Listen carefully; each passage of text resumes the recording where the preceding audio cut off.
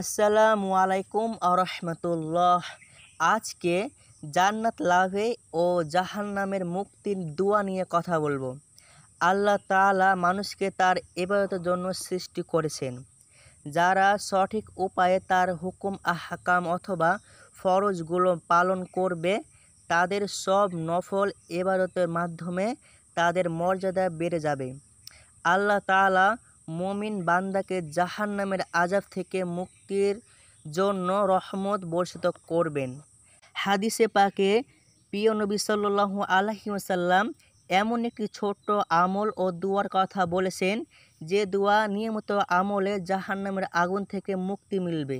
হাদিসে এসেছে, হযরত আল হারিস ইবনে মুসলিম আত-তামিমি রাদিয়াল্লাহু তাআলা আনহু তার পিতার সূত্রে বর্ণনা করেন, রাসূল সাল্লাল্লাহু আলাইহি ওয়াসাল্লাম তাকে চুপি চুপি বলেন, যখন তুমি মাগরিবের নামাজ থেকে অবসর হয়ে 7 বার বলবে।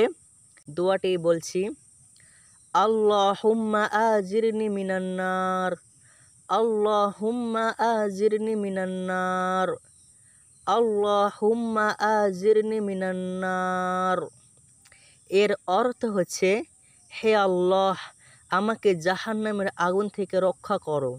তুমি তা বলার পরে ওই রাতে মারা গেলে তোমার জন্য জাহান্নাম থেকে মুক্তি লেখা হবে।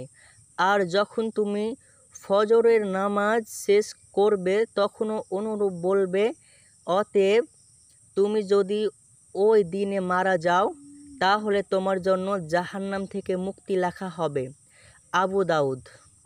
মুহাম্মদ ইবনু শুআয়ব রাহমাতুল্লাহি আলাইহি বলেন, আবু সাঈদ রাহমাতুল্লাহি আলাইহি আমাকে আল হারিস রাদিয়াল্লাহু তাআলা আনহুর সূত্রে জানিয়েছেন। তিনি বলেন, রাসূল সাল্লাল্লাহু আলাইহি ওয়াসাল্লাম আমাকে তা চুপি চুপি বলেন, যাতে আমি আমার ভাইদের কাছে তা বিশেষভাবে প্রচার করি।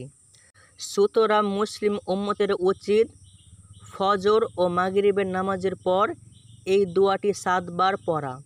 আল্লাহ তাআলা হাদিসের সহ আমল ও ছোট্ট মাসনুন দুয়ার মাধ্যমে তার হুকুম আহকাম পালনের পাশাপাশি জাহান্নাম থেকে মুক্তি লাভের তৌফিক দান করুক। আমিন।